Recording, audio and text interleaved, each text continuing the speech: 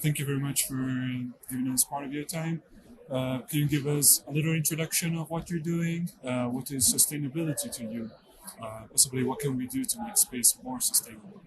Well, thank you very much for having me. I think, like you said, my name is Hamza. I'm a Pakistani lawyer, and I work as a legal consultant at the International Institute for the Unification of Private Law, or Unidroit, in Rome, in Italy.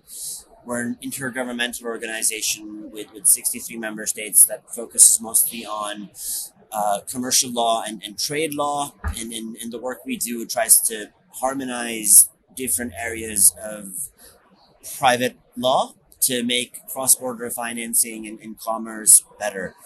My primary focus is on promoting more cross-border business in the space sector, whereby I help governments understand how a global system of secure transactions law would help them to bring more capital to their space sector.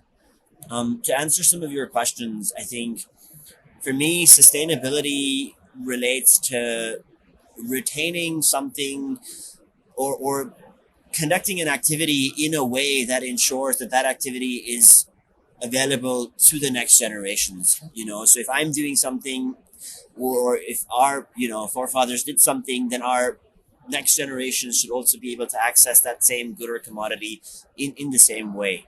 I think when it comes to space, sustainability can be thought of with various elements. One such element being the use of orbits.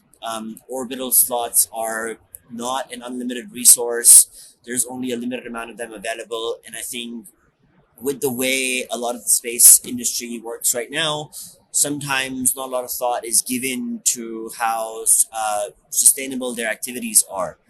I think right now we're in a stage where companies are trying their best to do as much as they can, but at the same time, sometimes not thinking too much about the long-term impact of their actions. And I think this has many sides. One of the sides that I'm happy to talk a little further about is the investment climate in space activities, and how some of the recent developments in the space economy and the space market are not entirely very sustainable. In particular, if you look at how a lot of space startups and space companies raise their capital at this point in time, it's mostly through venture capital, angel investors, and more recently through special purpose acquisition vehicles, SPACs as they're known. And while these are great for raising short-term capital, I think in terms of allowing companies to continue to grow, it's not ideal, because these types of financial models only help you get off the ground, but very often not stay where you're at.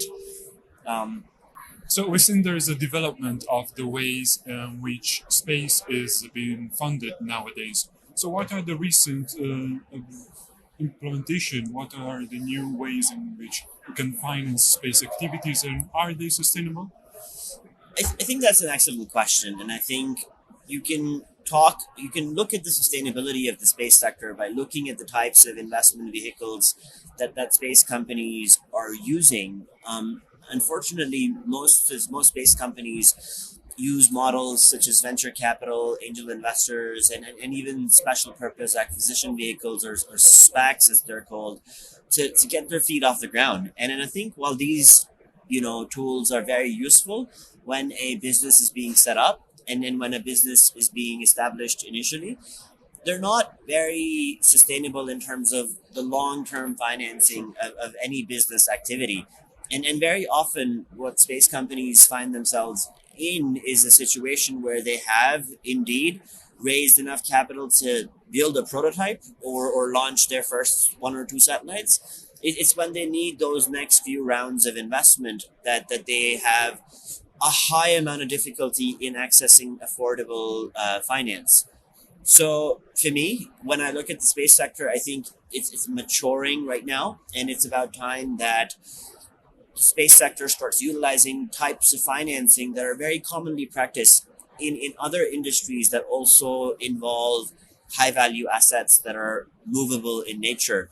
And then the one that I think of immediately is the aviation sector, for example, which relies quite a lot on a system of asset financing, whereby companies are able to borrow capital in exchange for rights in their assets, which they then use as collateral. And and having those rights that then creditors and financiers can enforce in local courts will really make creditors and financiers lend to space companies at more favorable rates, and will also allow space companies to then resell their satellites on a secondary market, which will automatically boost sustainability in space, because not every company will then feel the need to launch a new satellite when they can simply acquire one that's already in space and try to use it for their purposes.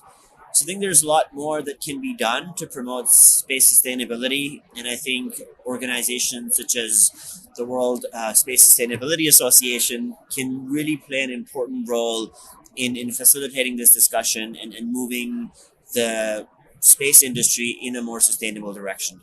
Thank you very much. Thank you very much, Hamza, for the interesting take on sustainability applied to the financial markets and the financing of space companies. Thank you very much. Absolutely. Thank you. Thank you. Thank you. Perfect.